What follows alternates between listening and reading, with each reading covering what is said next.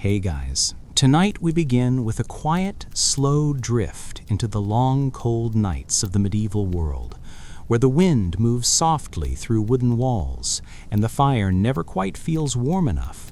So before you get comfortable, take a moment to like the video and subscribe, but only if you genuinely enjoy what I do here.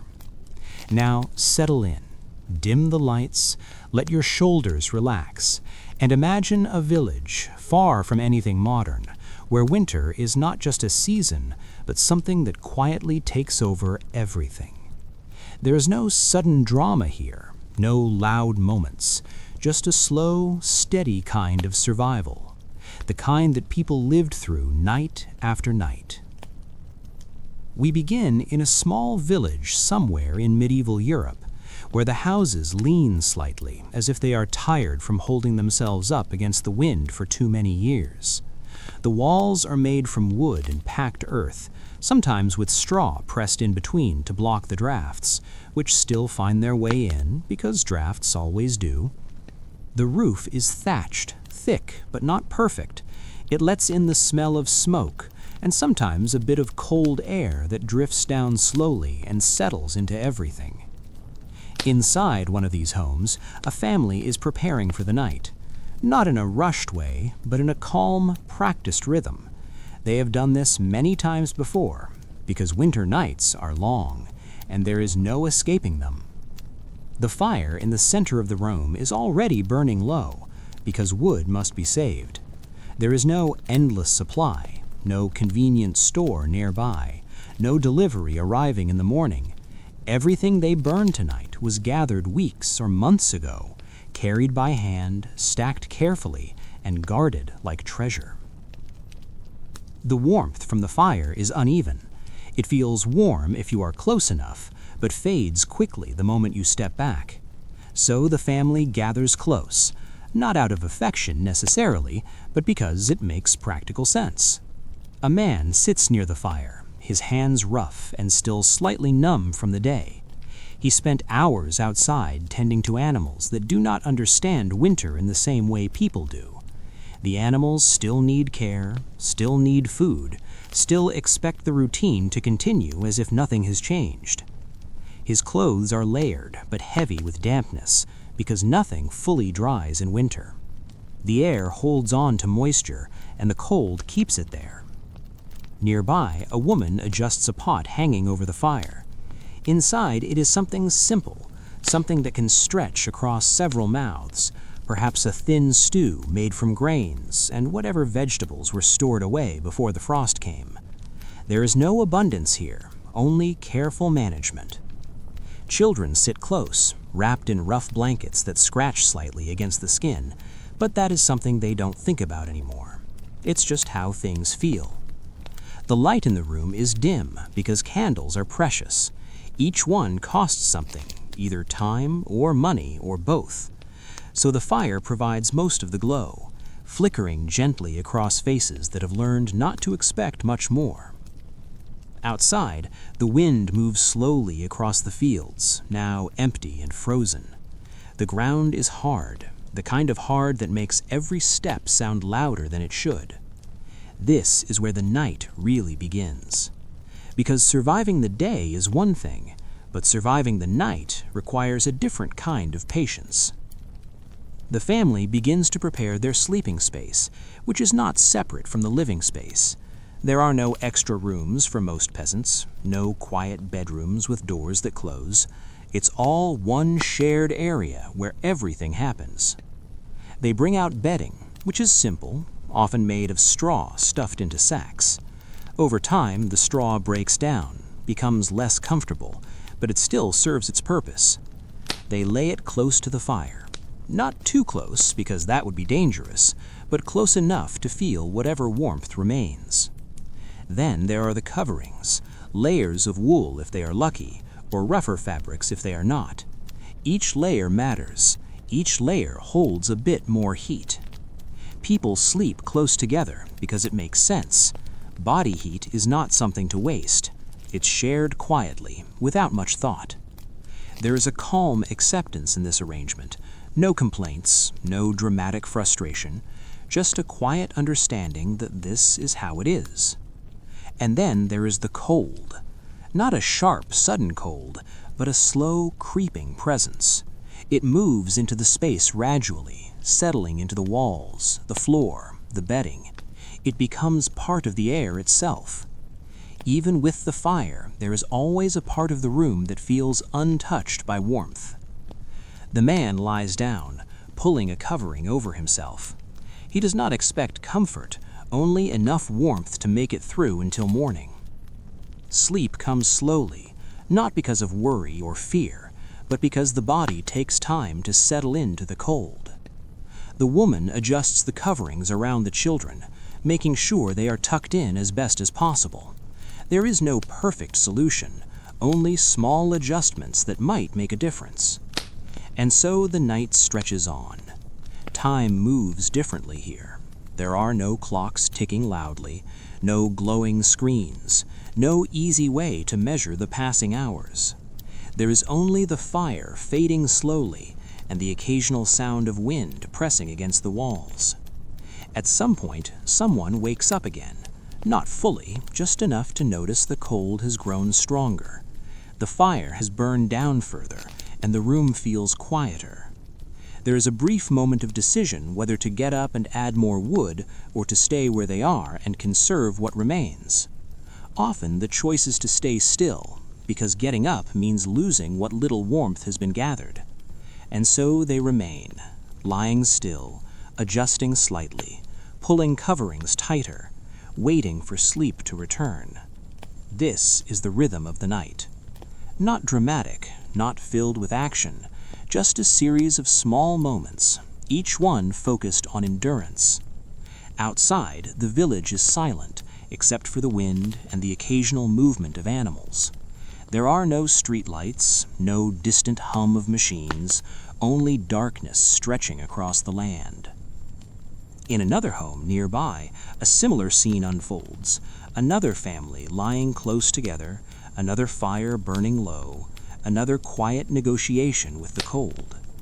Each household faces the same challenge in slightly different ways, depending on what they have stored, what they were able to prepare before winter arrived. Some have thicker walls, some have better bedding, some have more wood, but no one has enough to feel entirely comfortable. And that's the important part. Comfort is not the goal. Survival is. As the night continues, the cold deepens slightly, reaching a point where everything feels still. Breath becomes visible in the air for a moment before fading. The fire is now just a soft glow, more than a flame, but it still matters. It still provides something, even if it is small. The children sleep more easily because they are used to this. They have known winters like this every year of their lives. The adults remain in a lighter sleep, always slightly aware, always ready to respond if something changes. This is the night of endurance, not in the modern sense. It is the night of endurance. And yet, there is a strange calm to it. No rushing, no constant noise, no endless demands. Just the slow passing of time and the quiet presence of others nearby. Eventually, the darkest part of the night arrives, that moment when it feels like morning might never come. But it does. Very slowly, the air begins to shift, not warmer yet, but different. A faint hint of light begins to appear outside, barely noticeable at first. Inside the home, someone stirs again, sensing the change before fully waking. The fire is nearly out now, just a few glowing pieces of wood holding on. There will be work to do soon. The day will begin again with its own set of challenges. But for now, there is a brief moment where the worst of the night has passed. And that is enough. Because in this world, surviving the coldest nights is not about defeating winter or overcoming it in any dramatic way. It's about getting through one night at a time, quietly, steadily, without much expectation, and then doing it all again the next night. So the village slowly begins to awaken, not all at once, but in small movements here and there. Another long, cold night has ended, and somehow that is enough to keep going. Now let us gently drift a little further into this quiet world and see how others face the same long nights in their own slightly different ways. The morning never really feels warm, but it does feel lighter, and that alone makes a difference. The village begins to move again in a slow, careful way, as if everyone is saving energy without even thinking about it. The cold has not gone anywhere. It is still there, resting in the ground, sitting in the walls, waiting for the sun to do very little about it. Inside the homes, people rise from their bedding, not all at once, but in stages. Someone sits up first, pulling a rough layer of wool tighter around their shoulders. Someone else shifts slowly, as if testing whether leaving the warmth is truly necessary. Eventually, it is. The fire needs attention again, because without it, the room becomes almost impossible to use. Wood is added carefully, never too much, never wasted. The flames return slowly, as if they are also tired. And this is where another part of survival begins, not just enduring the night, but preparing for the next one. Because every action during the day has a quiet connection to the cold hours ahead. The man from before steps outside again. The air is sharp and still. It presses lightly against the face and hands, reminding him that nothing has changed. He moves toward a stack of wood placed near the house. It is not large, it never is. Each piece represents time spent gathering, cutting, carrying. It is not just fuel, it is effort stored in solid form. He selects a few pieces and carries them inside, knowing exactly how much can be used today without risking tomorrow. There is no guesswork here, only experience. Inside, the woman begins another small routine. She checks the stored food, not out of curiosity, but necessity. Grains, dried vegetables, bits of preserved meat if they are fortunate enough to have any. Everything is counted without being written down. It is all held in memory. Children are given small tasks, nothing heavy, nothing complicated, but enough to keep them moving and warm. Movement matters because stillness invites the cold to settle deeper into the body. And this is one of the quiet tricks of survival in winter. They keep moving when they can. Not in a frantic way, but steadily, consistently enough to keep the body producing its own warmth. A child might be sent to fetch water, which is no simple task in winter. The source may be partially frozen, requiring patience and effort. Another child might gather bits of straw or help adjust the bedding to prepare for the coming night. Everything connects back to the same goal: stay warm enough to continue. As the day stretches forward, the sun rises higher, but it does not bring much heat. It offers light, and that is enough to guide the work. Inside the house, another method of warmth becomes clear: the design of the space itself. Most peasant homes are built low and compact, not out of style, but necessity. Smaller spaces hold heat better. The ceilings are not high, the rooms are not wide. Everything is arranged to keep warmth from escaping too quickly. There are no large open areas where cold air can settle comfortably. Even the placement of furniture, if it can be called that, follows this logic. Sleeping areas are close to the fire. The few belongings they have are arranged in ways that do not block the limited heat from spreading. It is a quiet kind of engineering built from experience rather than formal knowledge. And then there are the clothes. Layering is not a fashion choice, it is survival. People wear multiple layers, often made from wool, because wool holds heat even when slightly damp, which is useful in a world where dryness is never guaranteed. The fabrics are rough, sometimes heavy, sometimes uncomfortable, but comfort is not the priority. Warmth is. Hats or simple coverings are used to keep heat from escaping through the head. Hands are kept close to the body or tucked into sleeves when possible. Even small details matter. And then there is food. Not elaborate meals, not anything rich or excessive, but enough to keep the body working. Warm food helps more than cold food, not just physically, but mentally. There is something about holding a warm bowl that makes the cold feel slightly less present. So the pot over the fire becomes central again. The simple stew slowly cooking, releasing a quiet bit of steam into the air, adding just a hint of moisture and warmth to the room. It is not much, but it is something. As the afternoon drifts by, people continue their tasks, always with a sense of the coming night in the background. There is no need to talk about it. It is understood. More wood is brought in, small repairs are made to walls or doors if any gaps have appeared, because even the smallest opening can invite in a surprising amount of cold air. Animals are checked again, making sure they are sheltered as best as possible, because losing livestock in winter is not just unfortunate, it can be devastating. And then slowly, almost without noticing, the light begins to fade again. The day never feels long enough in winter. There is always something else that could have been done, another piece of wood that could have been gathered, another small improvement that might have helped.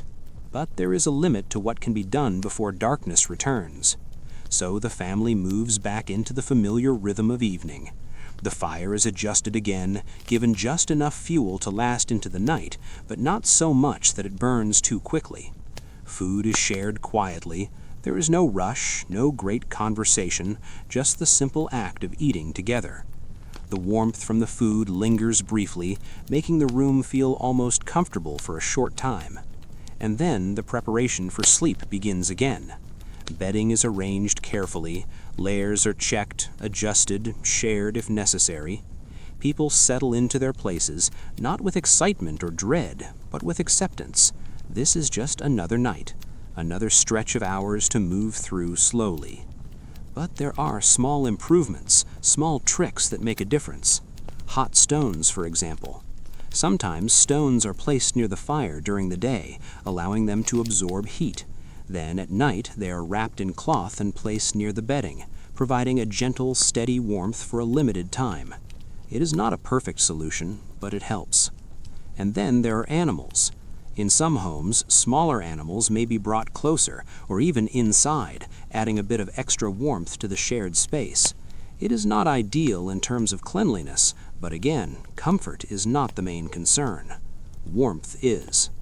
Even breathing becomes part of the rhythm. People learn to puck their faces slightly into coverings to trap warm air around them, creating a small pocket of heat that makes the cold air easier to handle. These are not dramatic solutions. They are small adjustments repeated over and over, refined through years of experience. And as the night deepens once again, the same quiet pattern returns. The fire slowly fades, the cold slowly advances. Sleep comes in waves, sometimes light, sometimes deeper, but never completely undisturbed. And yet it works, because morning always comes eventually, and with it, another chance to repeat the process. There is something almost meditative about it. The repetition, the predictability, the steady focus on simple needs. It is not easy, but it is manageable. And in this quiet way, medieval peasants learned not to fight the cold directly, but to live alongside it, adjusting themselves in small ways that added up over time. So, as we continue drifting through these long nights, let us move gently to another part of this world, where the cold feels slightly different, but the quiet struggle remains the same. The cold does not change much from one village to another, but the way people live with it can shift slightly depending on space, resources, and quiet habits passed down without much explanation. So we drift slowly into another home not far away, though it feels like a different world simply because the space is smaller and more crowded. This house holds more people than it was ever meant to, not in a dramatic, overwhelming way, but enough that every movement must be considered, every step placed carefully so as not to disturb someone else. And strangely, this overcrowding becomes its own kind of warmth. The walls are the same mixture of wood, earth, and straw, but they seem to hold heat a little better simply because there are more bodies inside, releasing warmth into the air over time. It is not comfortable in the modern sense, but it works in a quiet, practical way. As evening settles again, the people inside move with a kind of gentle coordination that does not require planning. Everyone knows where they belong. An older man takes a place close to the fire, not out of privilege, but because age makes the cold harder to manage. His hands rest near the low flames, soaking in what little heat they can gather. Nearby, a younger couple settles into a shared space already arranged earlier in the day. Their bedding is thin but layered carefully, adjusted over time to find the best possible balance between warmth and space. Children move last, finding small gaps wherever they can, fitting themselves into spaces that seem too small but somehow work. There is very little wasted room, and this closeness creates something useful, a steady shared warmth. Body heat collects slowly in the room, building in a way that a single person alone could never achieve. It is not immediate. It does not feel like stepping into a warm place. It is gradual, almost unnoticed at first. But over time, it makes the difference between unbearable cold and something that can be endured. The fire still burns at the center, but it is no longer the only source of warmth. The people themselves become part of the solution. And so the night begins again. There is less movement now because space does not allow for it. Once everyone is settled, the room becomes still, not out of strict discipline, but simple necessity. Turning in the night requires awareness. A shift too sudden might awaken someone else. A blanket pulled too far might leave another person exposed. So movements are slow, controlled, almost thoughtful, even in half sleep. The air in the room feels different from the open cold outside. It is heavier, slightly warmer, carrying the faint scent of smoke, wool, and human presence. Not unpleasant, just familiar. This is what survival smells like in winter.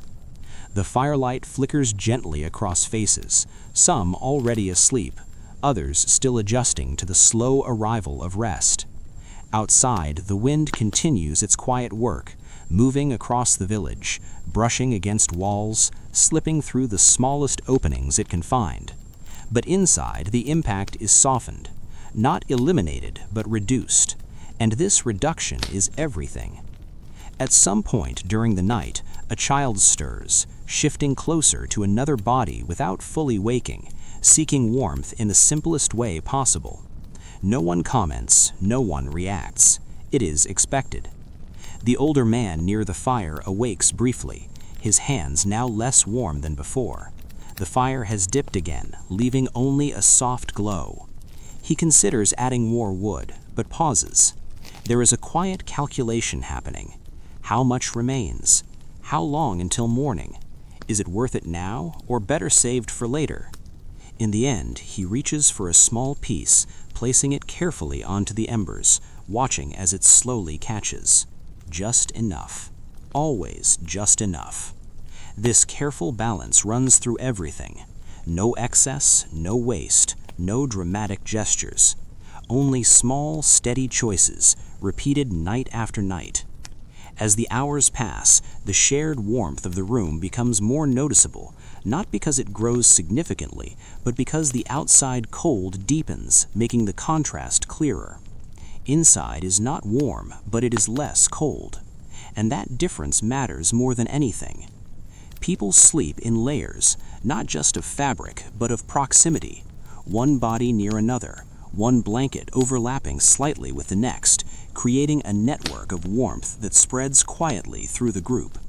It is not planned in detail, but it happens naturally over time. Experience teaches without needing words. In another corner of the room, a woman awakes briefly, adjusting the covering over a child who has shifted too far from the shared warmth. She pulls the fabric gently, tucking it in before settling back down. There is no frustration, no sense of burden, just a simple action taken because it needs to be done. And then stillness returns again. The kind of stillness that only exists in places where movement is limited and energy must be conserved. The fire continues its slow cycle, rising slightly, then fading again, never strong enough to dominate the space, but always present. A quiet center point around which everything else is arranged. And yet, even with all of this, the cold is never fully gone. It lingers at the edges of the room, near the walls, along the floor, in the spaces between layers. It is a constant presence, not aggressive but persistent. People do not expect to defeat it, they simply work around it. As the night reaches its deepest point, the room feels almost suspended in time. Breathing is slow, steady, nearly synchronized. The outside world feels distant, even though it is only a thin wall away. And in this moment, there is a kind of fragile balance. Enough warmth to continue, enough rest to face the next day. Nothing more, nothing less. Eventually, the faint hint of morning begins again, not with warmth, but with a subtle shift in the air, a quiet signal that the longest part of the night has passed. People begin to stir slowly, carefully, returning to movement after hours of stillness. The fire is nearly out again, leaving only small glowing pieces that will need to be coaxed back to life. Someone rises first, wrapping themselves tightly before stepping away from the shared warmth. The moment they leave the group, the cold feels sharper, more immediate, a reminder of how much the closeness mattered. And so the day begins again, not with energy or excitement, but with quiet continuation. The routines repeat, the same careful balance, the same small decisions. Because this is how survival works in these long winters.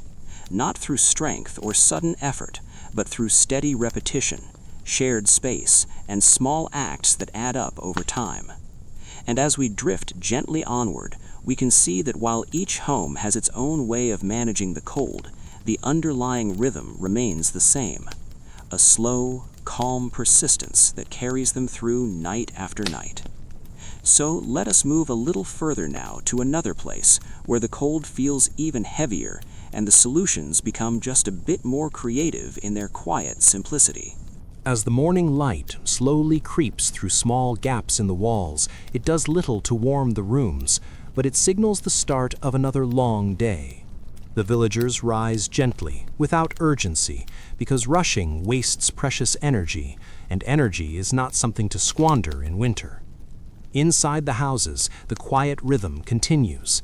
The fire is coaxed back to life from the remaining embers, with small pieces of wood carefully selected to last for hours rather than minutes. The smell of smoke fills the air, softly, not overpowering, but present enough to remind everyone that heat exists, if only just. The children begin their small tasks as they have learned over years, fetching water that may be partially frozen, moving carefully to avoid slips, bringing in small sticks or pieces of wood that have been gathered in the relative warmth of the day. These motions are slow and deliberate, conserving effort while still accomplishing essential work. Adults prepare what food they can stretch across several mouths, a thin stew of grains or roots simmering over the fire, releasing faint warmth into the immediate area. It is simple and repetitive, but in winter, simplicity is virtue. Everything is measured against the coming night. The preparation for darkness governs the day more than anything else. The wood collected, the food prepared, the layering of clothing, all of it oriented toward surviving the hours when the cold is at its most insistent. There are small inventions that appear almost by necessity. A stone heated on the fire, wrapped in cloth, becomes a temporary source of warmth for hands or feet. A simple piece of thick cloth placed under bedding helps block the chill rising from the frozen floor. Small adjustments repeated night after night until they become almost ritual. People move together, not just for shared heat, but for practical coordination. In smaller homes, bodies become naturally arranged in ways that make space more usable and warmth more evenly distributed. There is no design manual for this, just quiet observation and trial over time. Outside, the wind continues its slow work, moving across the fields, brushing against the houses, and slipping through the smallest openings. It presses gently but persistently against walls, doors, and roofs, constantly reminding those inside that the cold is always present. And yet, life goes on in the quietest possible way. Animals are tended with careful attention, making sure they are sheltered and fed. For peasants, livestock is not merely a companion, it is part of the essential survival strategy. For some, warmth even comes indirectly through the presence of animals in closer spaces, small animals kept inside or near the sleeping area, adding their own bit of heat. The day stretches slowly as people work in muted rhythm. The sun does its part, offering light, but never enough warmth. The air remains crisp and insistent at every turn. Food is eaten quietly, with small sips of broth or small bites of bread preserved from previous weeks. Every calorie matters, because each one contributes to the body's ability to maintain heat against the persistent cold. As evening approaches, the preparation for the long night begins again. Bedding is adjusted, layers checked and rearranged carefully. Children are tucked close to adults if possible, sharing warmth without needing words. The fire is stoked just enough to provide a faint glow to the room, but not so much as to burn through the wood supply too quickly. Small tricks of survival are repeated almost automatically. The stones heated during the day, now wrapped in cloth, are placed near the bedding, adding incremental warmth that is immediately noticeable when tucked under arms or feet. The careful layering of blankets and rough wool clothing ensures that no single part of the body is exposed for long periods. The night begins its slow advance once more. Movement is minimal now, not out of preference, but necessity. Each small shift must be considered so as not to disturb others. Every adjustment of blankets, every repositioning of hands or feet is quiet, deliberate, controlled. The shared warmth of bodies clustered together becomes the most effective defense against the cold. The fire offers only partial comfort, the stones only temporary relief. The real heat exists in proximity, in the combined presence of those who endure together. Even breathing contributes slightly to the overall warmth in the room. The condensation from each exhale gently adds moisture and a little heat to the otherwise frigid air. Sleep arrives in waves, sometimes interrupted by the awareness of lingering chill, but always returning eventually as bodies settle into a slow, undisturbed rhythm. There is no drama, no sudden threat, no excitement, just the steady pulse of time moving across long hours, punctuated by small adjustments of shared attention to warmth. And then the faintest hint of morning approaches. Light slowly enters once again, signaling that the longest hours have passed. People stir carefully, aware that their shared warmth is fragile and must be maintained until the fire can be replenished and the day's routines resume. The rhythm repeats itself day after day, week after week, each night slightly different, each day slightly varied depending on what small supplies remain, what resources have been preserved, and what minor adjustments are necessary to make survival manageable. And in this quiet repetition lies a kind of endurance that is almost meditative, because there is nothing dramatic to overcome, only persistent, calm attention to the small details that add up over time. The fire, the clothing, the bedding, the placement of bodies, the careful preparation of food and wood, these are the tools of survival in the longest cold nights. And as we drift onward through these centuries, it becomes clear that the lives of medieval peasants were governed not by excitement or sudden crises, but by slow, methodical management of every small detail. Every night, a new lesson. Every day, a quiet confirmation that small, steady efforts matter more than any grand gesture. And with that understanding, we float gently toward the next scene, observing another village, perhaps slightly larger, where the same principles apply and the same quiet struggle against winter continues in its soft, unassuming rhythm. The night stretches on in the village, soft and unhurried. The fire's glow dimming to tiny embers that sputter gently against the cold. The walls hold the faintest warmth from the day, but the air itself carries a persistent chill that wraps around bodies like a thin, invisible blanket. There is no rush, no urgency, only the quiet repetition of the night, as each person lies close to another, sharing whatever warmth they can gather. In one corner, a woman shifts slightly to pull a blanket tighter around a child who is moved in their sleep. The child murmurs softly, but does not fully awaken, and the woman adjusts again without thought or complaint. These motions have become nearly instinctive, small acts that preserve heat and comfort without words. The night does not demand drama, only steady attention. The fire is now nearly gone. A few glowing coals sit among ash, releasing faint warmth that barely reaches the furthest edges of the room. The man who tends the fire rises slowly, feeling the cold more acutely in the still hours before dawn. He selects a small piece of wood, adding it to the embers with careful precision. Flames flicker faintly, casting long, slow-moving shadows on the walls, giving the room the appearance of gentle movement without noise. Outside, the wind presses against doors and walls, but inside, the cold is mitigated by shared bodies, thick bedding, and the simple layering of clothing. Wool coats, rough tunics, and blankets combine in a quiet network of warmth. There is no excess, no attempt at luxury, only the practical management of heat over the long hours that stretch until the sun begins to rise. Every breath is noticed in this kind of cold. The fog of each exhale mingles with the faint warmth of other bodies and the residual heat of the fire. Movements are minimal.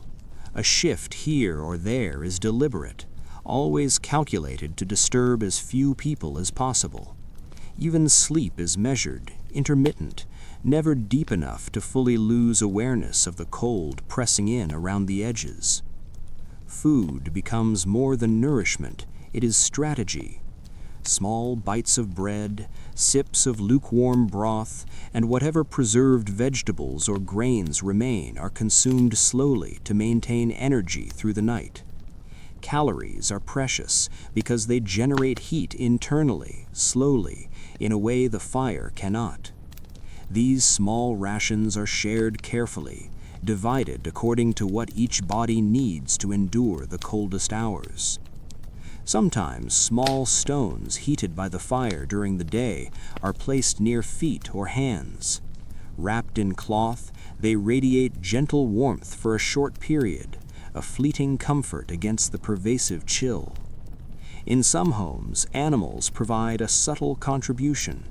A cat, a small dog, or even a chicken kept nearby adds an almost imperceptible but cumulative layer of heat to the shared space. These methods are neither sophisticated nor glamorous, but they work. As the night deepens further, a quiet monotony sets in, the kind that lulls one almost unconsciously towards sleep.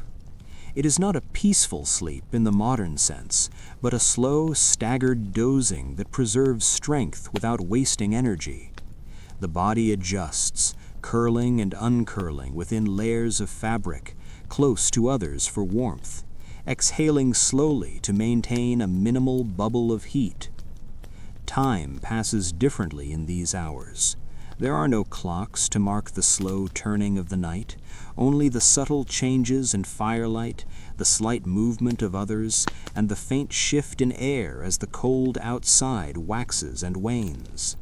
Moments are measured in breaths, in the warmth felt when touching another body, in the faint hiss of coals or the occasional crack of a frost-laden roof board. Some stir quietly, adjusting bedding, repositioning themselves or a child, or coaxing an ember back into a faint flame. These are small, almost ritualistic movements, repeated from night to night, refined through experience.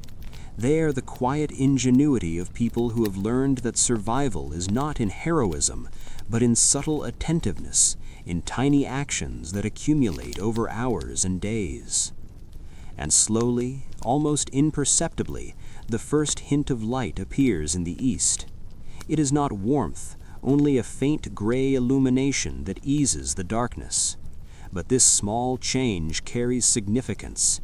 It signals the longest portion of the night is behind them, that survival has been achieved once again. The bodies that have huddled together for hours can finally begin to prepare for the new day, even if the cold remains insistent outside. The fire, though dwindled, is coaxed back into life. Food is prepared with the same careful attention as the night before. Children stretch and move, adults adjust clothing and bedding, and animals are tended with slow, deliberate movements. Nothing is rushed. Every action is measured against the coming cold, the ever-present need to endure until the next night. This is the rhythm of survival in the longest hours before dawn.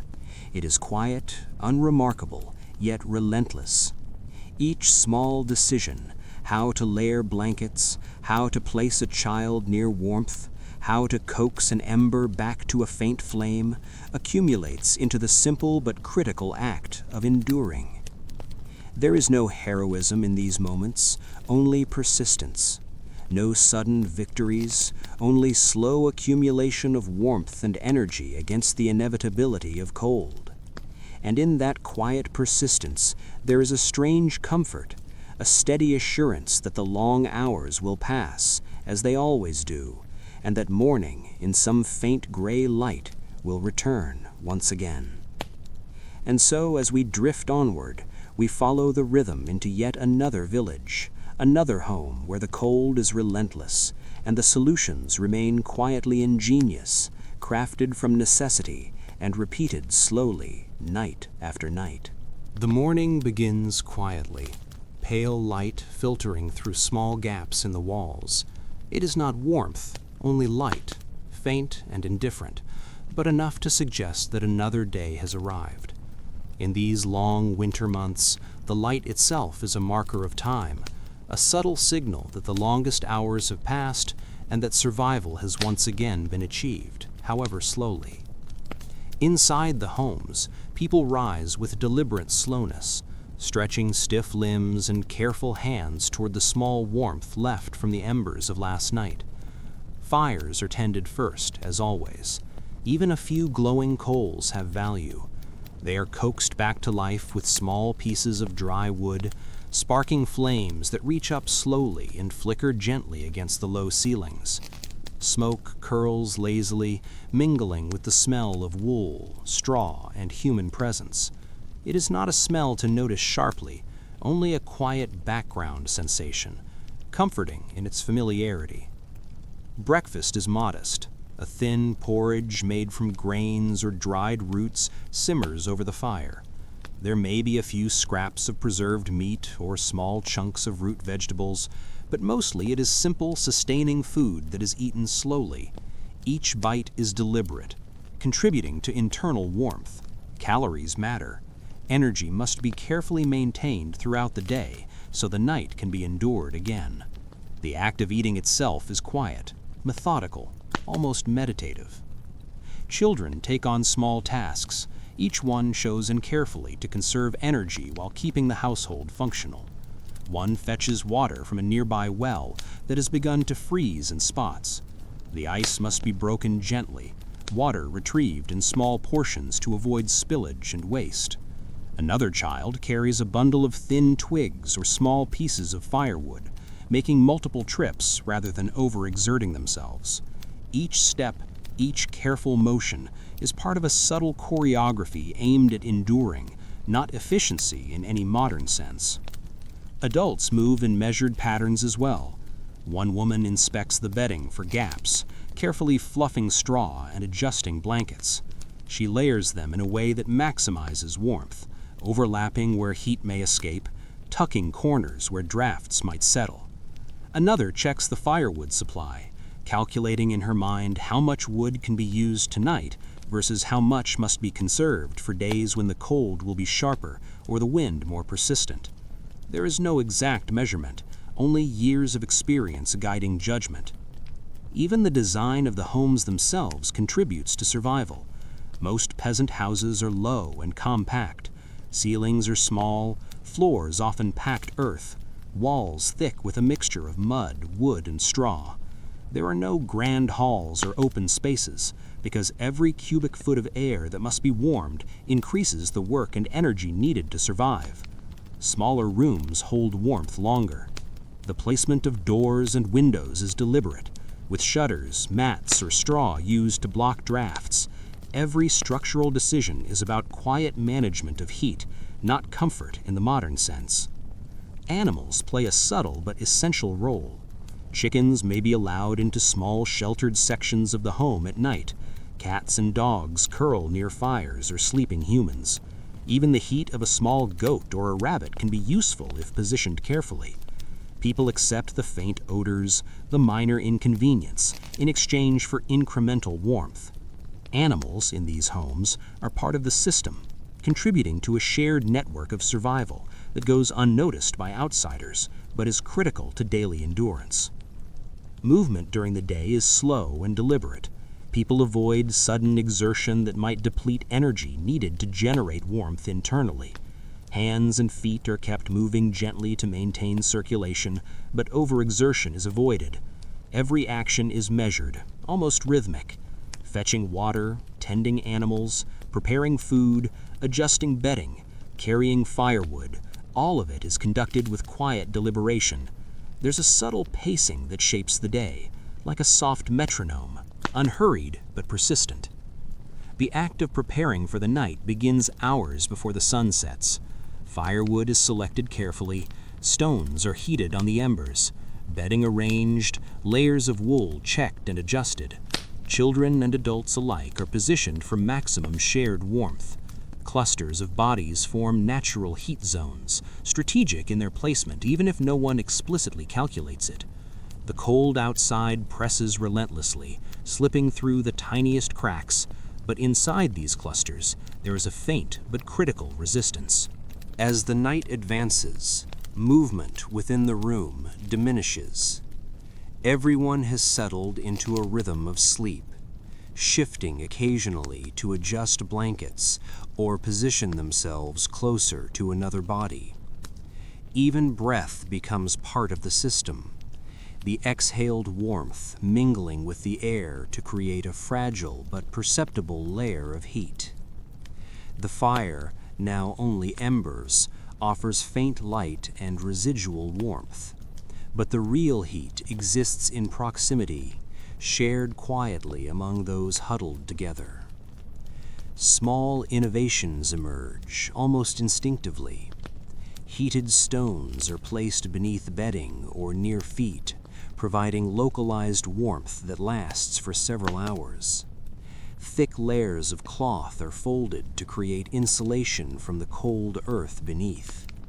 Food is consumed not just for nourishment, but for its thermal contribution, generating steady internal warmth.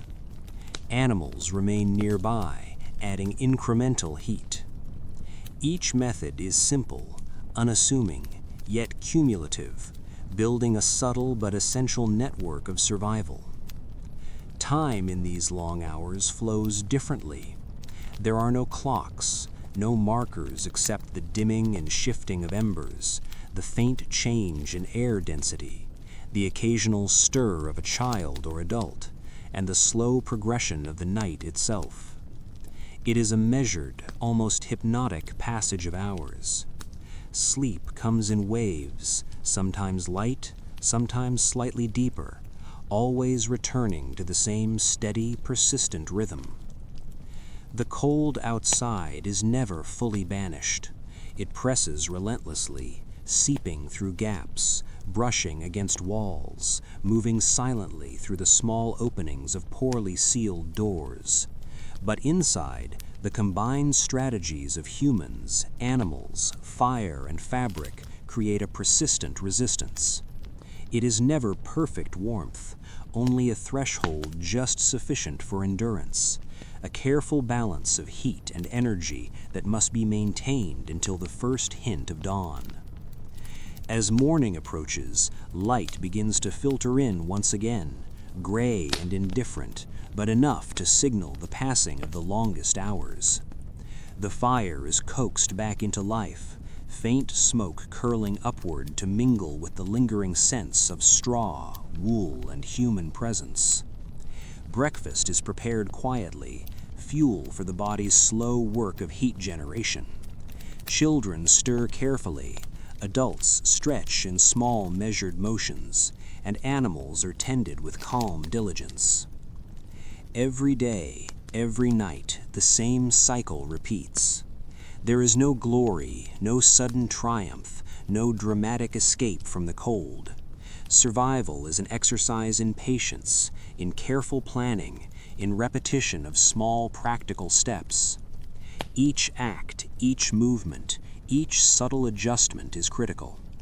The layering of blankets, the placement of a heated stone, the proximity of bodies, the timing of small meals, all of it adds up into a quiet, enduring system that makes life possible in a world indifferent to warmth. And in this continuity, there is an unexpected form of comfort. Not in the modern sense of luxury or coziness, but in the rhythm itself. The repetition, the predictability, the small successes of carefully applied effort all provide a subtle assurance that tomorrow, and the night after that, and the night after that can be endured in the same way. As the sun rises higher, weak though it may be, people move slowly into their day, conserving energy, maintaining warmth, repeating the carefully honed rituals that have carried them through countless winters before. Outside, the world remains harsh, wind pressing against walls, frost lying thick across fields, snow piling in small drifts. But inside, the quiet ingenuity of centuries of experience, stones, layered fabrics, clustered bodies, slow movements, modest fires, and minimal rations create a space where life, though never easy, persists. And so the night begins again, hours later, repeating the subtle choreography of heat and endurance. The embers glow faintly. Stones placed near the bedding radiate their stored warmth. Animals settle close. Layers are adjusted. Breathing continues, measured and synchronized. Shared warmth circulating quietly among all who huddle together. The cold presses, persistent but not victorious. Sleep comes in waves. Morning returns eventually, just as it always has. This is the quiet art of surviving the coldest nights in a medieval village. It is not heroic. It is not dramatic. It is an accumulation of small acts repeated patiently, methodically, night after night, and it is enough. The rhythm of life continues, ever patient, ever persistent, and ever quietly ingenious.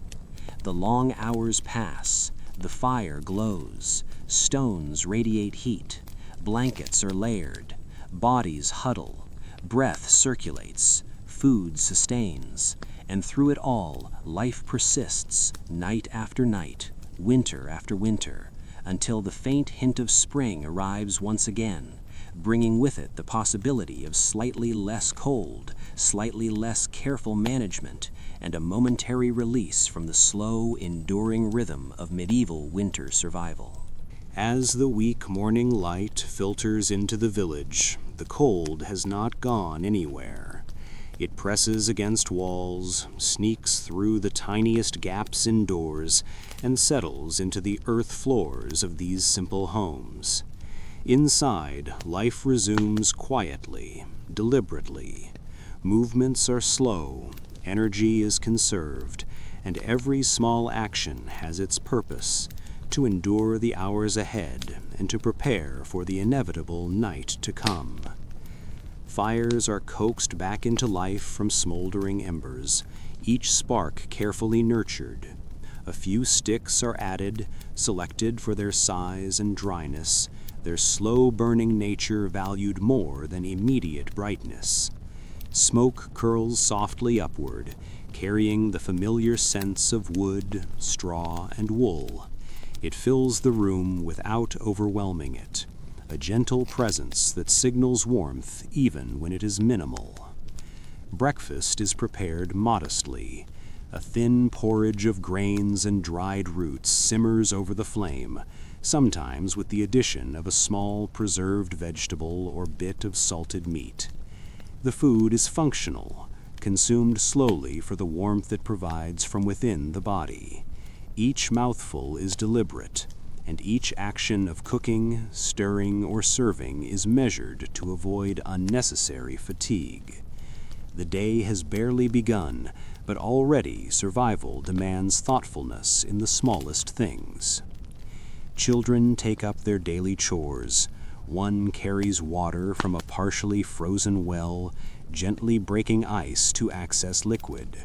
Another collects small twigs or thin branches, careful not to overexert themselves while still gathering enough to contribute to the fire. Each task is simple, repetitive, but essential. The rhythm of their movements is slow, consistent, almost meditative in its regularity. Every motion is guided by the quiet logic of winter survival. Adults, too, move deliberately.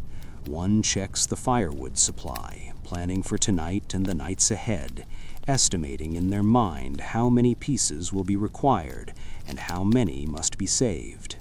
Another adjusts bedding and blankets, fluffing straw, layering wool, ensuring gaps are minimized. These adjustments are never rushed. They are precise, careful, and repeated with the kind of knowledge that comes from years of experience. The design of the homes themselves reflects a subtle understanding of warmth management. Rooms are low and compact, limiting the amount of air that must be warmed. Ceilings are modest, walls thick with mud, straw, and wood. Furniture, sparse as it is positioned strategically to block drafts or to hold in heat. Every structural choice is practical, grounded in a quiet ingenuity born from necessity rather than instruction. Animals are incorporated into the system of warmth as well. Chickens may be sheltered in small interior spaces. Cats and dogs curl near the fire or alongside people. Occasionally, a small goat or rabbit contributes heat when kept inside for brief periods. These animals, while modest in size, are part of a network of warmth, providing incremental contributions that accumulate across hours. Their presence is accepted without question, their subtle heat an essential part of the household strategy. The day proceeds slowly. Light from the winter sun is weak, offering only visibility rather than warmth. Each movement is measured to conserve energy, avoiding overexertion while still maintaining essential functions. Hands are kept moving just enough to sustain circulation. Feet are adjusted to avoid prolonged contact with cold surfaces, and clothing layers are continuously managed to prevent heat loss. As evening approaches, preparation for the night begins. Firewood is selected carefully. Stones that were warmed on the embers during the day are wrapped in cloth and positioned near bedding. Layers of blankets and wool clothing are checked, adjusted, and shared to maximize warmth. The placement of bodies within the room is strategic. Adults and children cluster together to share heat efficiently, forming quiet patterns that minimize exposure. The cold outside presses, persistent and indifferent. But inside, the combination of fire, fabric, proximity, and heated stones forms a fragile but effective resistance.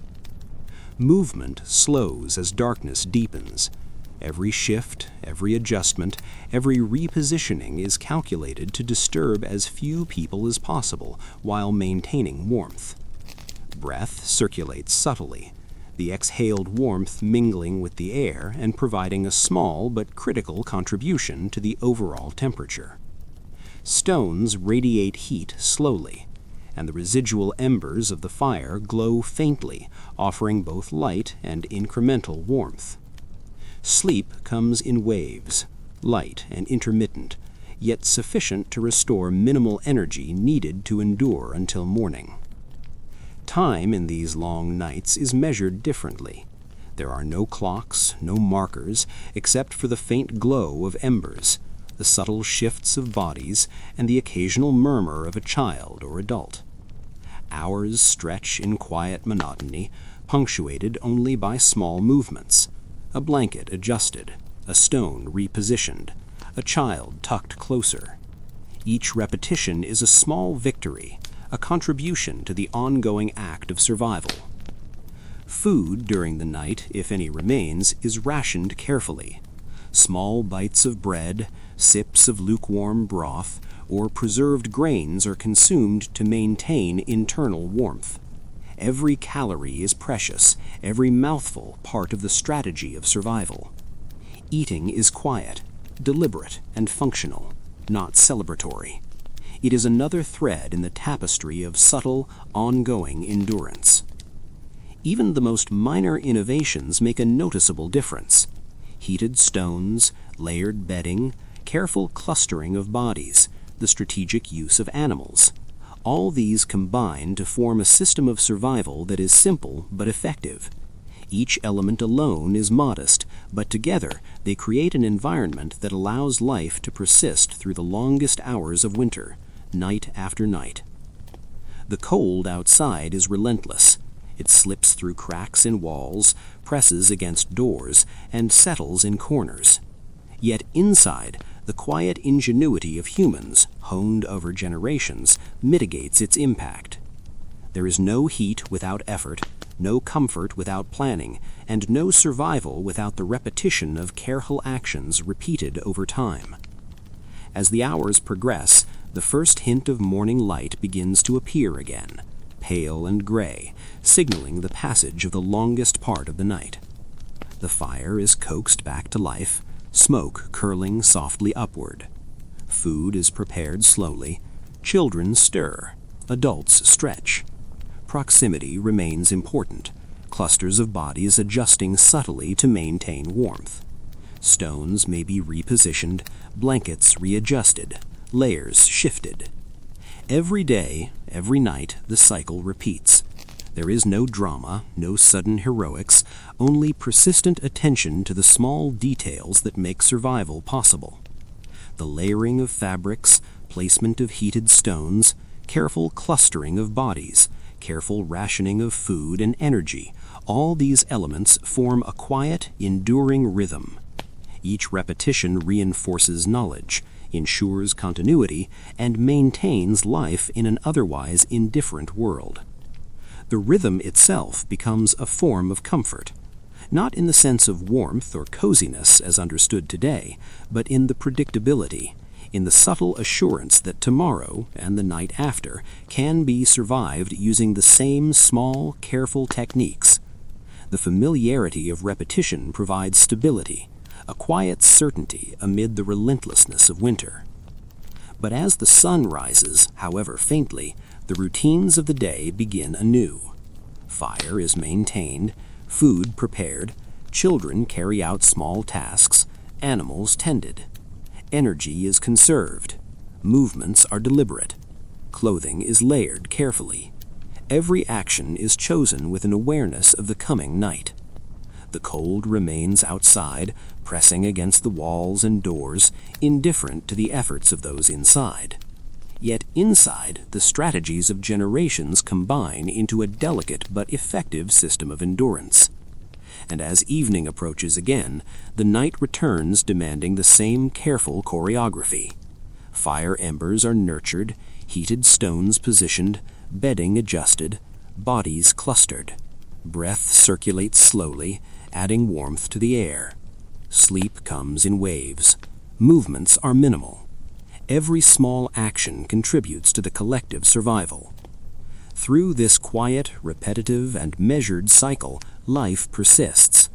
Nights are long, cold, and often uncomfortable, yet each home develops its own methods of coping, built on observation, experience, and necessity.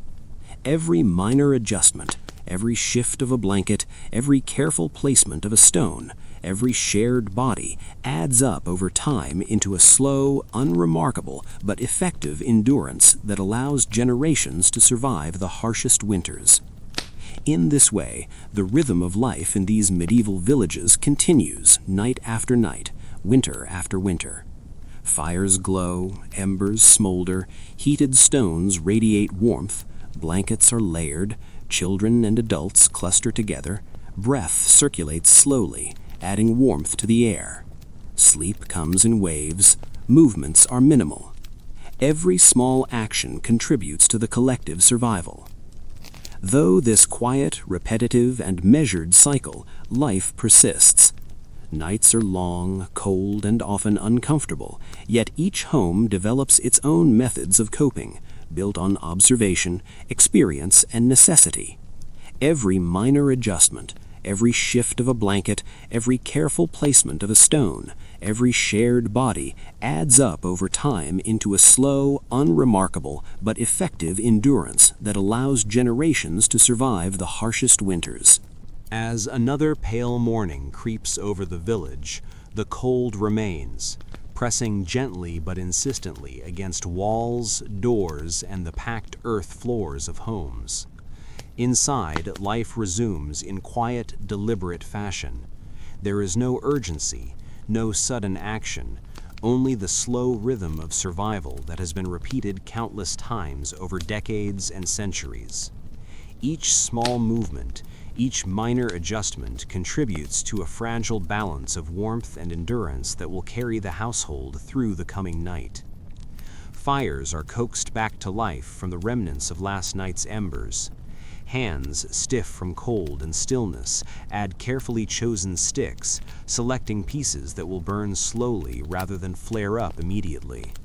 Smoke rises in lazy curls, filling the room with familiar scents of wood, straw, and wool. It is not the smell of comfort as we might imagine it today, but it signals warmth, subtle and persistent, a gentle reminder that life continues. Breakfast is modest. Porridge, thin and sustaining, warms slowly over the fire. There may be a few preserved vegetables, dried roots, or small pieces of salted meat, but the food is functional, consumed deliberately to provide warmth from within. Every bite counts. Every mouthful contributes to the slow accumulation of energy necessary to endure another day and the long night that will follow. Children begin their daily chores with a careful awareness of their own energy. One child fetches water from a well partially frozen in spots, breaking ice gently to access liquid. Another gathers small twigs and firewood, moving deliberately to conserve effort while still supplying the fire. Each step, each motion is guided by the quiet logic of survival rather than haste. The rhythm of their work is measured, almost meditative, a subtle coordination of energy and necessity. Adults move in similar fashion. One inspects the firewood supply, mentally calculating how much can be used tonight and how much must be preserved for colder nights yet to come. Another adjusts bedding, fluffs straw, layers blankets, and tucks corners to reduce drafts. There is no hurry, no dramatic gestures, only precise, deliberate action informed by experience and careful observation. The homes themselves contribute to this subtle management of cold. Rooms are low, compact, and simple. Walls are thick, constructed from mud, straw, and wood, with furniture placed strategically to block drafts. Ceilings are modest, minimizing the volume of air that must be warmed. Every structural decision, no matter how small, serves the purpose of conserving heat. Animals are integrated into the system of survival as well. Chickens may be allowed into small interior spaces. Cats and dogs curl near fires or sleeping humans, and occasionally a small goat or rabbit contributes heat when kept inside for a short period. These creatures, though modest in size, add tiny but essential heat that complements the fire and layers of clothing. Their presence is accepted, even welcomed for the tiny but essential heat they provide. Throughout the day, movement is deliberate. Each action is weighed against the need to conserve energy for warmth. Hands are kept moving gently to maintain circulation, feet shifted carefully to avoid prolonged contact with cold surfaces. Tasks such as tending animals, preparing food, or fetching water are performed slowly, rhythmically, with minimal wasted effort. Every action is part of the ongoing strategy of endurance. Even minor innovations matter. Stones heated on the fire and wrapped in cloth are placed near beds or beneath bedding, radiating heat in small but useful doses. Clothing layers are continually adjusted, blankets arranged and shared strategically, and the placement of bodies within rooms is carefully considered. Proximity is heat. Breath circulates quietly, mixing with air and contributing to the subtle warmth of the room. As evening approaches, the cycle begins again. Firewood is selected with precision, stones are prepared for warmth, bedding adjusted, and bodies positioned strategically. The cold presses outside, persistent and indifferent, but inside, small clusters of warmth form quietly, cumulatively. Movements become minimal. Each shift, each adjustment, each repositioning of a blanket or body is deliberate, conserving energy while maintaining essential heat. Sleep arrives in slow waves, light and intermittent, yet sufficient to restore the minimal energy needed to endure until morning. Time is measured not by clocks, but by subtle changes, the glow of embers, the faint shifts of others in the room, the occasional sound of breathing, and the slow movement of night itself. Each action, no matter how minor, contributes to the quiet orchestration of survival. Food during the night, if available, is rationed carefully. Bread, thin porridge, or small preserved items are consumed deliberately, each bite sustaining warmth. There is no indulgence, no expectation of fullness, only the practical measure of fuel for the body's internal heat. These small consumptions, repeated night after night, ensure persistence against the cold. The cold outside is relentless, pressing against walls and doors, sneaking through the smallest gaps. But the ingenuity of generations, stones, layered blankets, animals, proximity, measured movement, and careful rationing of food form a network of survival that each small measure, simple and unremarkable, adds to a quiet effectiveness that allows life to continue. Morning arrives again, pale and gray. Fires are rekindled, breakfast prepared. Children stretch and move into their daily tasks. Adults adjust clothing and bedding, and animals are tended. Each day is structured around the inevitability of the night and the persistence of cold. The routines are familiar, practiced, and quietly effective. Even in the most austere homes, there is a subtle ingenuity. Stones, layered fabrics, animals, proximity, measured movement, and careful rationing of food all combine into a system of endurance that is repeated across villages, households, and generations. There is no dramatic triumph, no sudden victory. Survival is achieved through meticulous, persistent care, repeated consistently with attention to every small detail.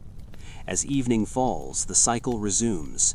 Fire is nurtured, heated stones placed, blankets layered, bodies clustered together. Breath circulates, providing warmth in subtle increments. Sleep comes in measured waves, movements minimized, and attention quietly maintained over the hours. The cold presses without relent, but life persists. Through this unbroken rhythm, day after day and night after night, generations endure. The long hours of winter are navigated with subtle skill and quiet persistence. Every small adjustment, the placement of a stone, the layering of a blanket, the coordination of bodies, the careful management of food, contributes to the delicate balance between endurance and suffering. The rhythm itself becomes a form of reassurance, not comfort in a modern sense, but a predictable structure, a quiet certainty that the night will pass, that morning will return, and that life can continue with the repetition of tried and true methods. The knowledge of how to survive the cold is passed almost imperceptibly from adult to child, from generation to generation, embedded in movements, routines, and the careful choreography of survival. And so life continues, night after night, winter after winter. Fires glow, embers smolder, heated stones radiate warmth, blankets are layered, children and adults cluster together, breath circulates, food is rationed, and energy is conserved. The cold is relentless, indifferent, but humans adapt quietly and persistently, relying on subtle strategies honed over countless winters. In this quiet, patient endurance, there is a rhythm, a continuity, a calm persistence that allows life to persist. The long nights are survived, the cold endured, and the routines repeated without need for drama or heroism. It is in the steady repetition of these small actions that the true ingenuity of medieval winter survival is found, a subtle art that ensures life continues in the harshest conditions. The light of early morning spread slowly across the village, pale and indifferent, doing little to warm the air, but enough to signal that another long day has begun. Inside the small homes, the rhythm of survival resumes quietly. Movements are deliberate, energy is conserved, and every action is measured against the coming night and the ever-present cold. There is no rush, no urgency, only the subtle choreography of endurance. Fires are coaxed back to life from last night's embers. Even a few glowing coals hold significance. They are nurtured with small pieces of dry wood, chosen for their ability to burn slowly rather than flare up immediately. Smoke rises in gentle curls, carrying the familiar scents of straw, wool, and wood. It is a quiet signal of warmth, subtle but vital, a gentle presence in the otherwise cold and still house. Breakfast is prepared modestly. Porridge simmers over the fire, thin and sustaining. Occasionally there is a small preserved vegetable or a sliver of dried meat, but mostly the food is functional, eaten slowly to provide internal warmth. Every bite matters. Energy is precious.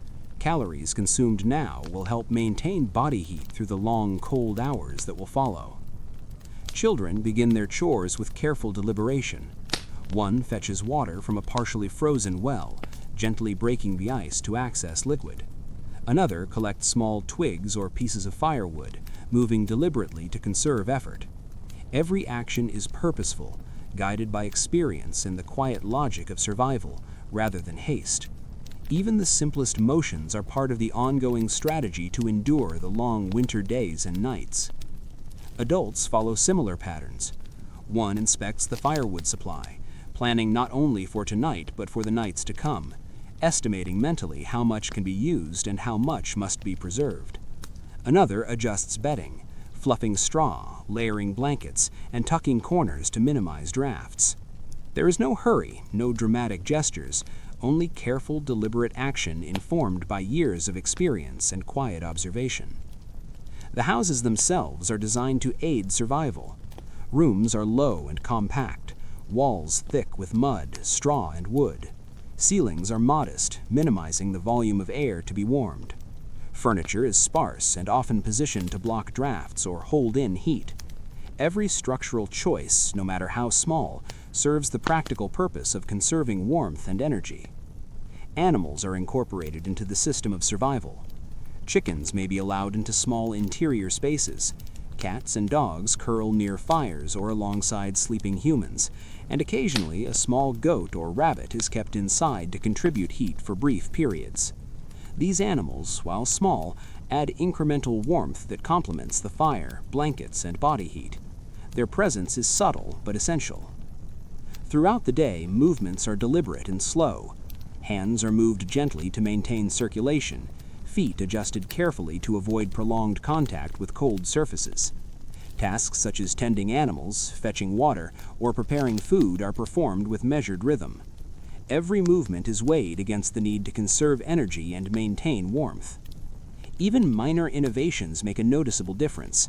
Heated stones wrapped in cloth are placed near beds or beneath blankets, radiating warmth.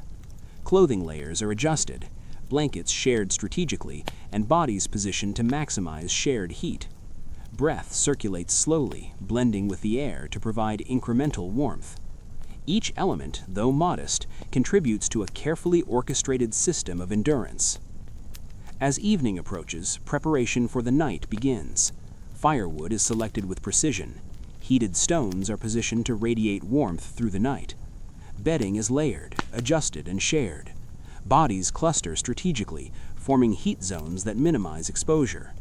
The cold outside presses relentlessly, but inside, the ingenuity of human adaptation persists. Stones, blankets, body heat, Animals, slow movements, and careful rationing combine into a quiet but effective network of survival. Each measure is simple, modest, and unremarkable on its own, but cumulatively they allow life to endure. Morning returns pale and gray. Fires are coaxed back to life, breakfast is prepared, children stir, adults stretch, and animals are tended. Clothing layers are adjusted, bedding straightened, and stones repositioned. Every day is structured around anticipation of the night, around the persistent cold that governs the rhythm of life. Familiar routines provide structure and quiet reassurance. Even in the smallest, most austere homes, the ingenuity of survival emerges. Stones provide heat, blankets are layered, animals contribute warmth, and careful clustering of bodies optimizes heat retention. Breath circulates slowly, adding to the subtle accumulation of warmth. Food is consumed deliberately, energy conserved, and small routines repeated to maintain endurance. There is no drama, no heroism, only the quiet persistence of measured effort. As evening falls, the cycle resumes. Fire embers glow faintly, stones radiate heat, blankets are layered, bodies cluster, and breath circulates. Sleep comes in measured waves. Movements are minimal. Every adjustment, however minor, contributes to the delicate balance that allows life to persist in the cold. This is the essence of endurance in medieval winter. Life continues through careful attention to small details repeated night after night. Every subtle action, placement of stones, layering of blankets, strategic clustering of bodies, measured consumption of food, forms the foundation of survival. Nights are long, cold, and repetitive, yet each act, repeated consistently and deliberately, ensures persistence against the relentless chill. The rhythm of life, repeated with patient precision, provides subtle reassurance. There is no comfort in the modern sense, only the knowledge that the night will pass, morning will return, and survival is possible through consistent, careful attention to the smallest details. Generations endure, knowledge passed silently through observation, repetition, and experience. Life continues night after night, winter after winter. Fires glow, embers smolder, heated stones radiate warmth, blankets are layered, children and adults cluster, breath circulates, food is rationed, and energy conserved. The cold outside remains relentless, indifferent, but humans adapt, quietly, persistently, ingeniously, relying on subtle, repeated strategies honed over centuries. And so the long nights are survived, the cold endured, and life persists through careful repetition, patient attention, and the quiet ingenuity of those who have mastered the slow rhythm of medieval winter survival. As the morning light slowly stretches across the village, weak and gray, the cold presses on relentlessly, indifferent to human effort. Inside the small, low homes, the quiet rhythm of survival begins again.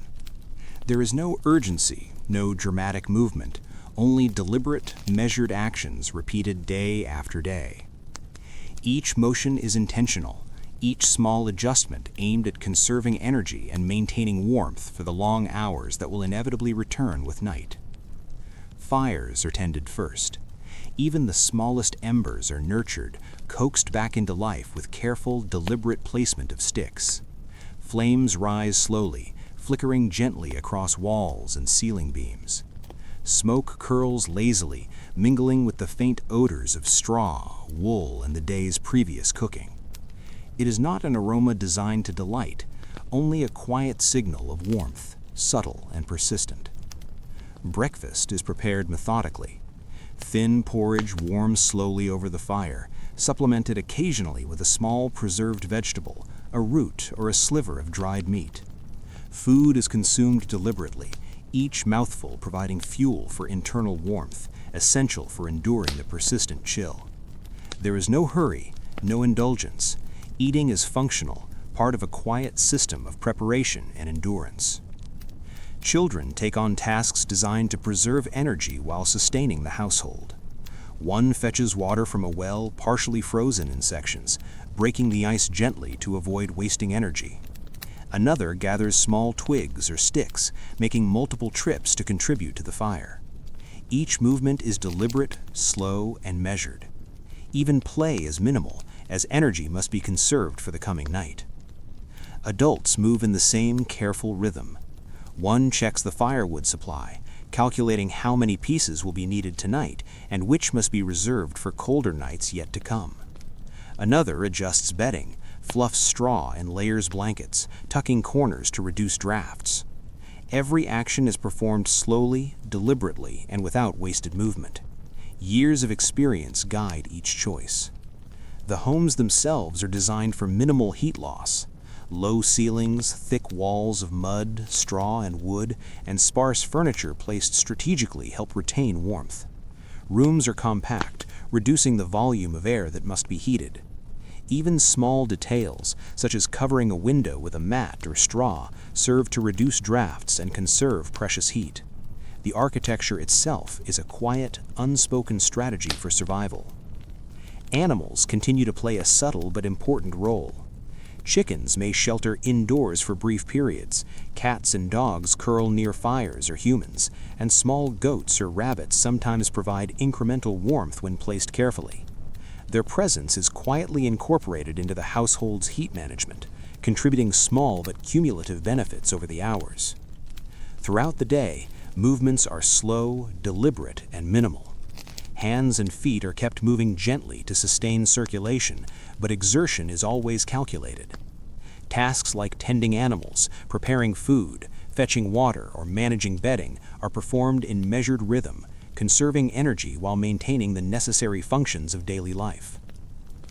Even minor innovations have an impact. Stones heated on the fire and wrapped in cloth are placed beneath bedding or near feet to radiate warmth. Clothing layers are adjusted, blankets shared strategically, and bodies positioned carefully to maximize heat retention. Exhaled breath circulates subtly, mixing with the air to provide an almost imperceptible but important increase in temperature. Each small action contributes to a quiet system of endurance. As evening approaches, preparation for the long night begins. Firewood is chosen carefully, stones heated and wrapped, blankets arranged and layered, and bodies clustered strategically. The cold outside presses relentlessly, indifferent to human effort, but the combination of fire, clothing, proximity, and heated stones forms a fragile but effective barrier. Movements slow further as darkness deepens. Every adjustment of a blanket, every shift of a body, every repositioning of a stone is deliberate, conserving energy while maintaining warmth. Sleep comes in waves, light but restorative, providing just enough energy to endure until dawn. The embers of the fire glow softly, casting subtle shadows across the room, a slow, quiet rhythm that guides the night. Time in these long nights flows differently. There are no clocks, no markers beyond the faint glow of embers, the subtle shifts of bodies, and the occasional whisper or murmur. Every small action, from adjusting bedding to moving a heated stone closer to feet, contributes to the ongoing orchestration of survival. The repetition itself becomes the rhythm, and the rhythm becomes reassurance that life will persist despite the relentless cold. Food, if available, is rationed carefully during the night. Small portions of bread, lukewarm broth, or preserved grains are consumed slowly. Every bite is functional, sustaining internal warmth and energy. Indulgence is impossible. Survival depends on moderation and careful pacing. Each small consumption contributes to the quiet persistence that defines life in the coldest months. Outside, the cold is indifferent. Frost forms on rooftops and window edges, wind presses against walls, and snow drifts in small, steady accumulations. But inside, human ingenuity prevails in subtle ways.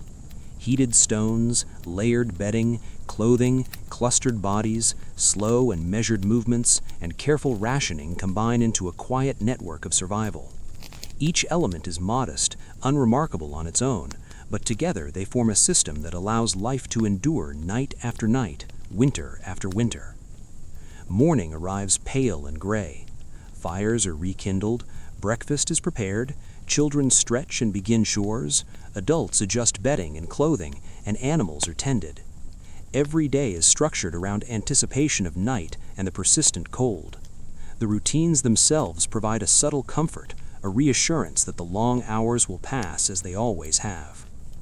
Even in the most modest homes, the ingenuity of survival is evident.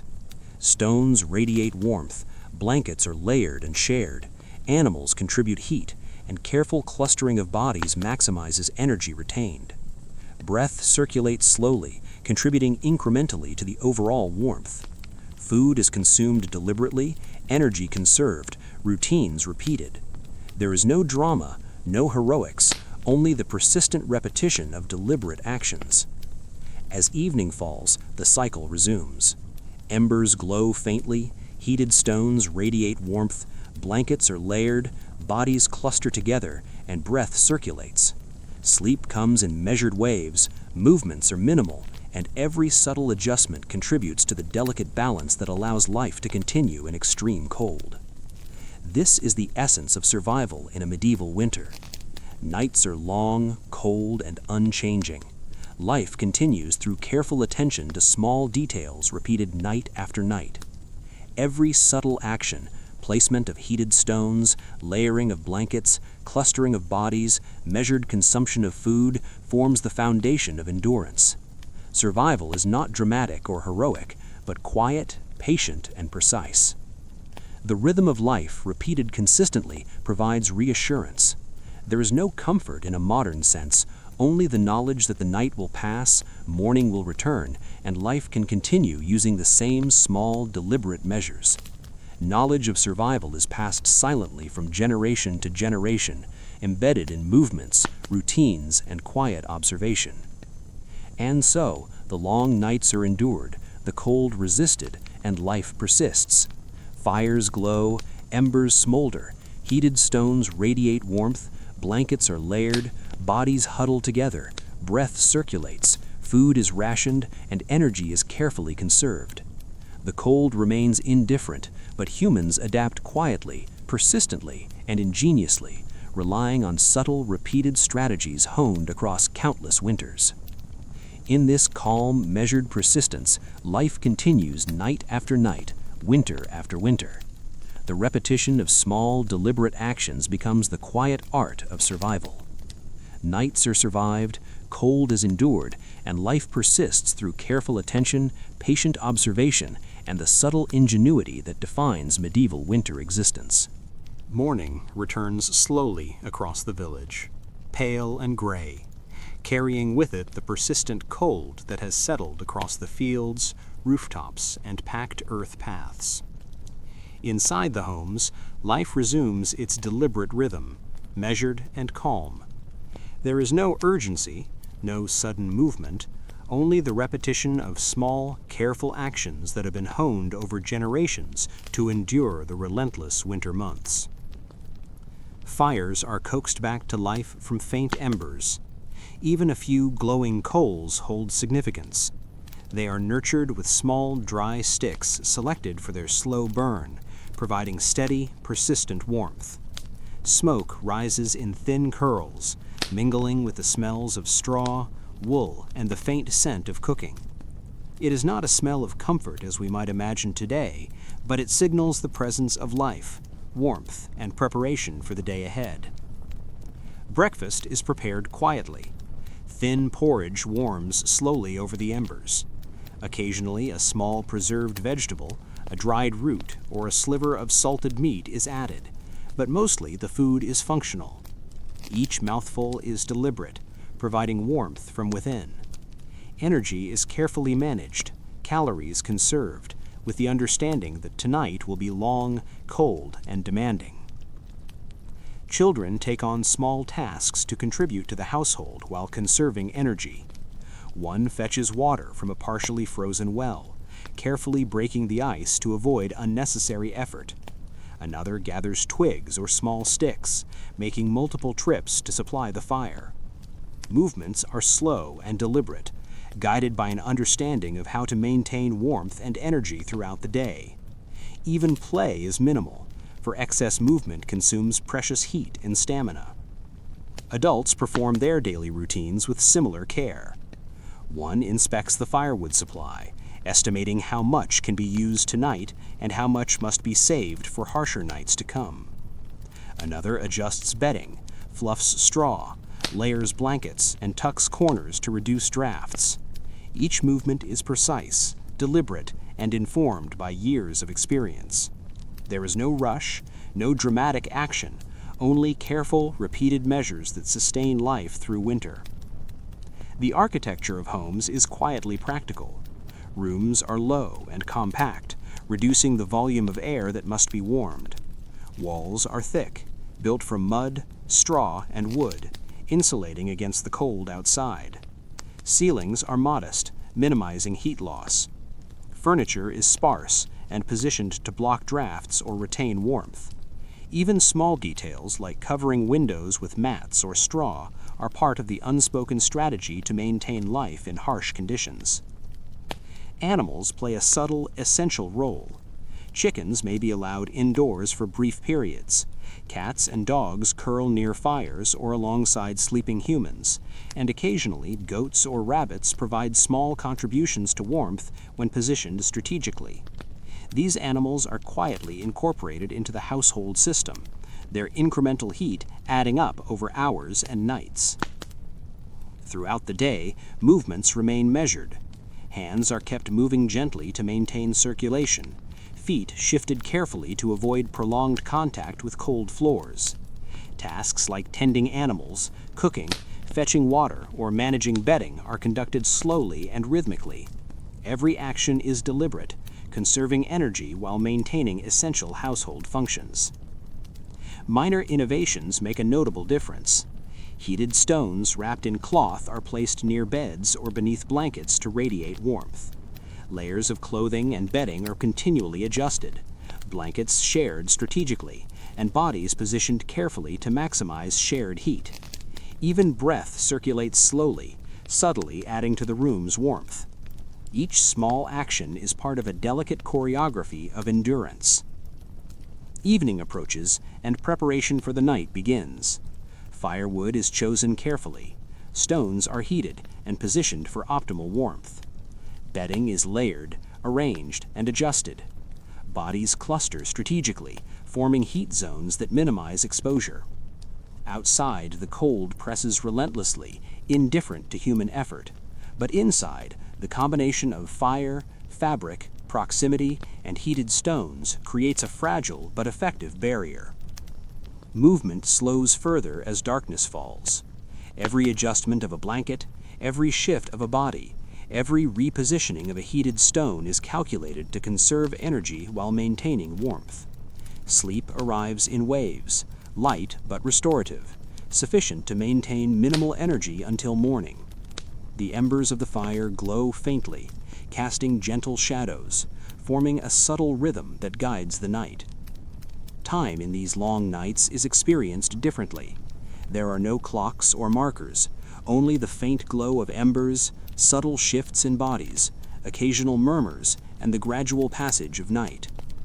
Each small action, from adjusting blankets to moving a heated stone closer to feet, contributes to the overall system of survival. Repetition becomes rhythm. Rhythm becomes reassurance. Reassurance sustains life. Food during the night, if available, is rationed carefully. Small portions of bread, thin porridge, or preserved grains are consumed deliberately. Each bite provides energy and warmth, no morsel wasted. Indulgence is impossible. The purpose is survival. Each incremental action contributes to endurance, repeated consistently through long winters.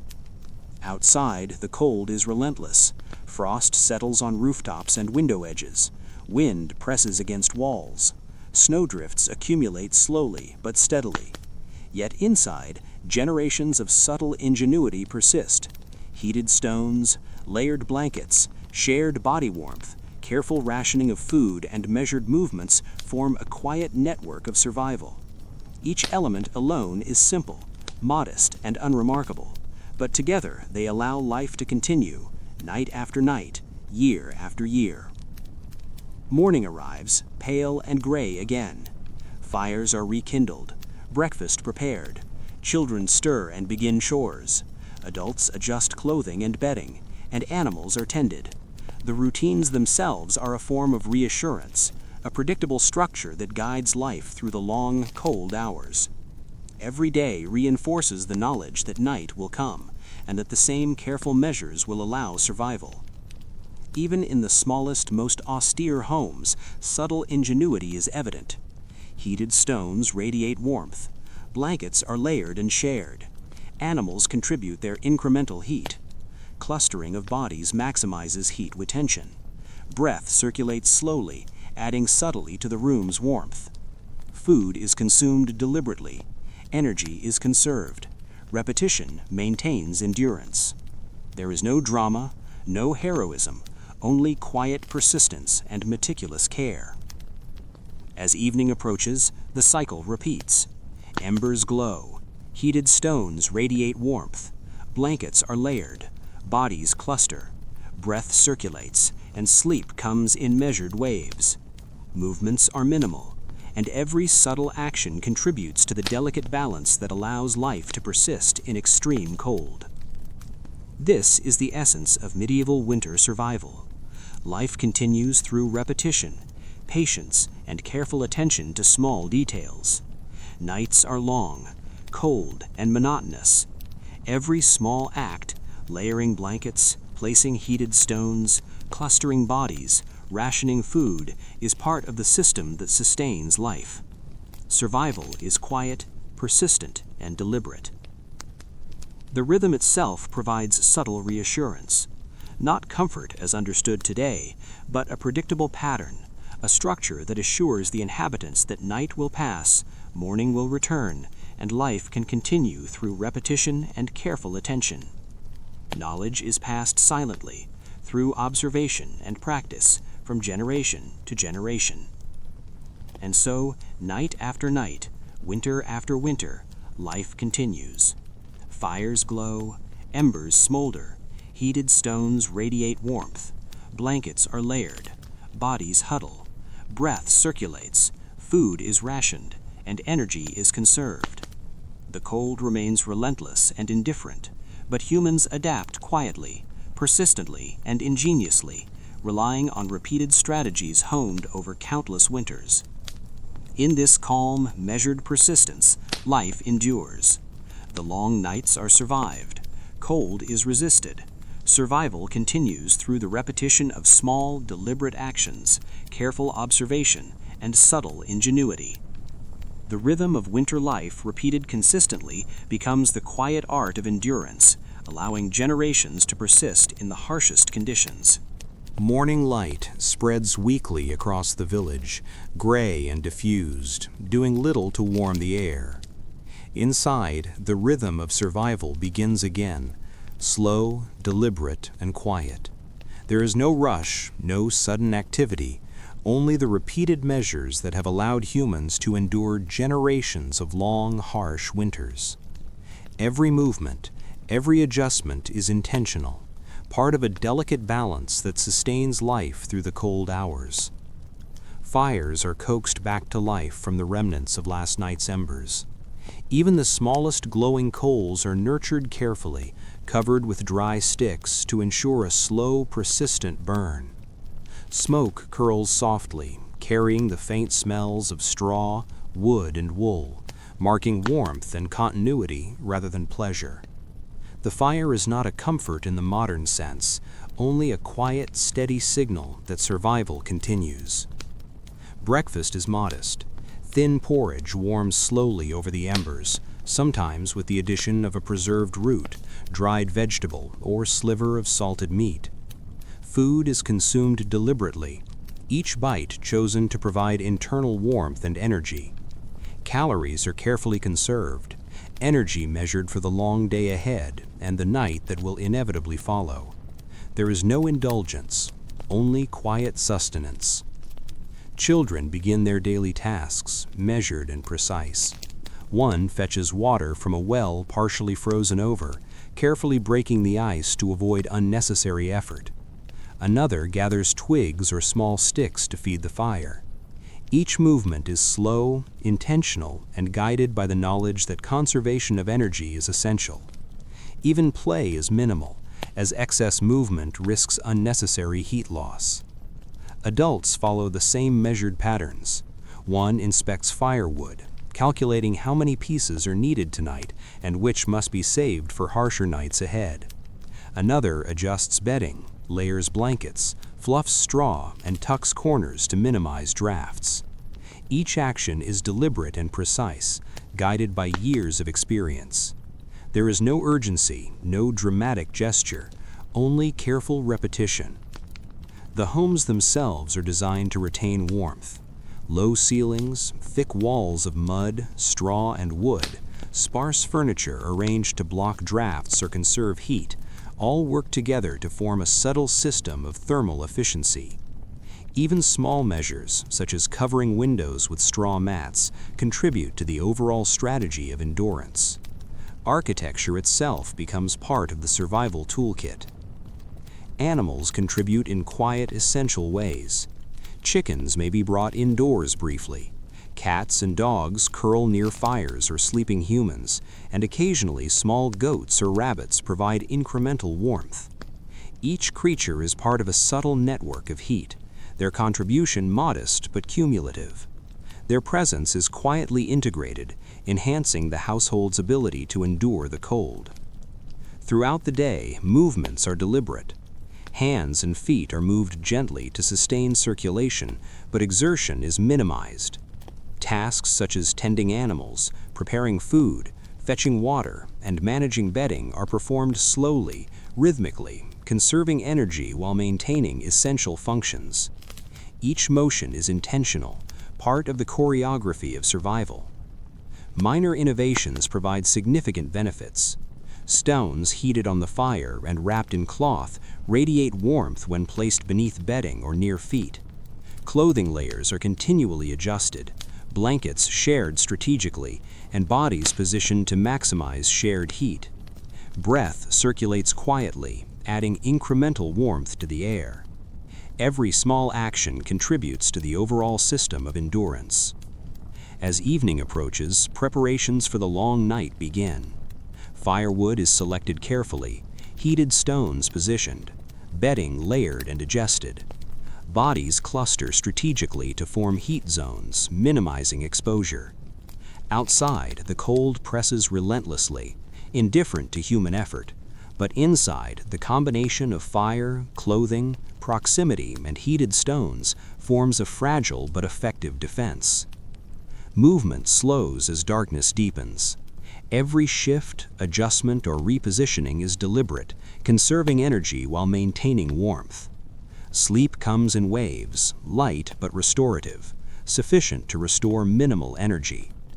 The embers of the fire glow faintly, casting slow-moving shadows. The subtle rhythm of the night, the quiet interplay of heat, breath, and measured movement becomes the lullaby of endurance. Time is experienced differently in these long nights. There are no clocks or markers, only the faint glow of embers, subtle shifts in bodies, occasional murmurs, and the slow passage of night. Each action, however small, contributes to the orchestration of survival. Repetition becomes rhythm. Rhythm becomes reassurance. Reassurance sustains life. Food, if available, is rationed carefully. Thin slices of bread, small portions of porridge, or preserved grains are consumed deliberately. Every bite provides warmth and sustains energy. Indulgence is impossible. Survival depends on careful pacing, measured consumption, and repeated attention to detail. Each incremental action contributes to endurance. Outside, winter continues its indifferent reign. Frost forms slowly on rooftops, wind presses against walls, and snowdrifts accumulate. Yet inside, human ingenuity persists. Heated stones, blankets layered, animals contribute heat, bodies cluster strategically, breath circulates, food is consumed deliberately, energy is conserved. Repetition maintains endurance. There is no drama, no heroism, only quiet, persistent, meticulous care. As evening returns, the cycle repeats. Embers glow, Heated stones radiate warmth, blankets are layered, bodies cluster, breath circulates, and sleep comes in measured waves. Movements are minimal. Every subtle action contributes to the delicate balance that allows life to persist in extreme cold. This is the essence of medieval winter survival. Nights are long, cold, and monotonous. Life continues through careful attention to small details repeated consistently. Every minor act, layering blankets, placing heated stones, clustering bodies, rationing food, forms the foundation of endurance. Survival is quiet, persistent, and deliberate. The rhythm itself provides reassurance. Not comfort as we might know it, but structure and predictability. Knowledge that night will pass, morning will return, and life can continue through repetition and careful attention to detail. Knowledge is passed silently from generation to generation through observation, practice, and experience. And so, night after night, winter after winter, life endures. Fires glow, embers smolder, heated stones radiate warmth, blankets are layered, bodies huddle, breath circulates, food is rationed, and energy is conserved. The cold is relentless and indifferent, but humans adapt quietly, persistently, and ingeniously. Repeated strategies, honed over countless winters, sustain life. In this calm, measured persistence, life continues. Nights are survived, cold is resisted. Survival persists through small, deliberate actions, careful observation, and subtle ingenuity. The rhythm of winter life, repeated consistently, becomes the quiet art of endurance, allowing generations to persist through the harshest months.